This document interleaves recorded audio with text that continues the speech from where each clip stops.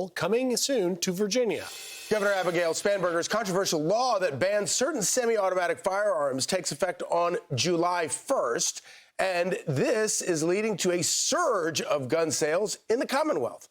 All right, Chanley Painter joins us with all those details. Chanley, good morning. Hey, good morning. So this legislation in Virginia was signed into law last month. It bans the future sale, manufacture, import, and transfer of semi-automatic rifles or pistols that have a magazine capacity of more than 15 rounds. So essentially, starting July 1st, under the law, it will be a misdemeanor to buy, sell, transfer, or make an assault firearm.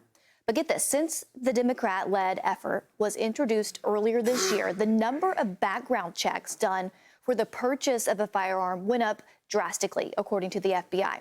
For example, in just the month of May alone, more than 75,000 background checks were conducted. That's more than double the amount from last year, where only some 37,000 were conducted in May of 2025.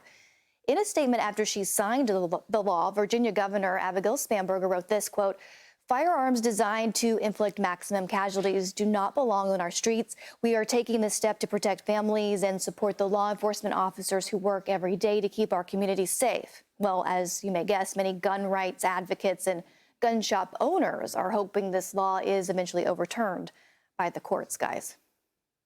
Thank you, Chanley. Thank you, Chanley. So what Democrats who control every lever of power in Virginia are doing right now, in addition to raising people's taxes, they're also going after people's guns and taking them away.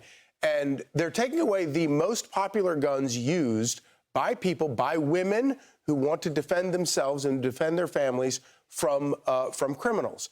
And and of course, the predictable result of it is that over the past 3 months since this law was passed, the gun sales have absolutely exploded. It used to be that you'd go into a gun shop in Virginia and there would be a picture of Barack Obama with under Employee of the Month because he did so much to raise gun sales.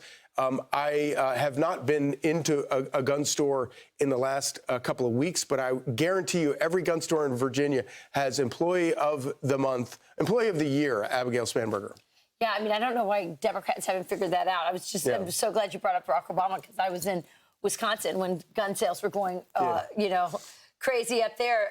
Because if you threaten to take away people's guns, what do? They go and buy more guns. Yeah, so Charlie, explain that. Why, Abigail Spanberger knows that there are lots of Democrat voting Second Amendment rights, hunters, gun owners in Virginia. Why is she doing this now? I think the problem, it's a problem of when the dog catches the car. Democrats managed to control the entire, both chambers of the legislature and the governor's mansion.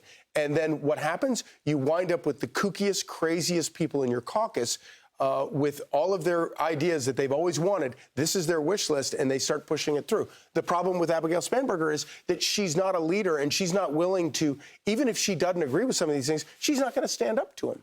We've seen the governor here in New Jersey doing things that were not beneficial for the state, didn't really reflect what the state wants, but because she has aspirations for higher office. Is that what you see happening with Spanberger? I don't see, if she has higher aspirations, I don't see how that's going to work. I don't think that it's going to work out for her, because the infighting now that has broken out among Democrats in Virginia, she's managed over this issue. Over this issue and a lot of other issues, taxes, data centers, all of the, and divided not just Republicans and Democrats, but massive division. I mean, right now, the Senate, the chairwoman of the Senate Finance Committee and Abigail Spanberger every morning are trading shots on Twitter that are just absolutely savage right now. It has become the most fun thing to watch in Virginia politics, watching this infighting within